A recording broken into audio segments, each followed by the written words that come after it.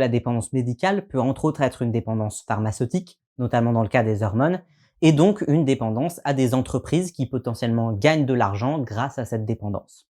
C'est aussi un des arguments centraux dans certaines théories conspirationnistes anti-trans. Le lobby pharmaceutique encourage à la transition de plus en plus et de plus en plus jeunes pour vendre de plus en plus d'hormones à des gens qui en dépendront toute leur vie. Un super plan pour un business. Et bien sûr, il y a du vrai dans le fait qu'on vit dans une société capitaliste et que dans beaucoup de situations, les soins donnés aux patients sont orientés par la volonté de faire du profit ou des économies, autant voire plus qu'ils ne sont orientés pour réellement améliorer leur qualité de vie.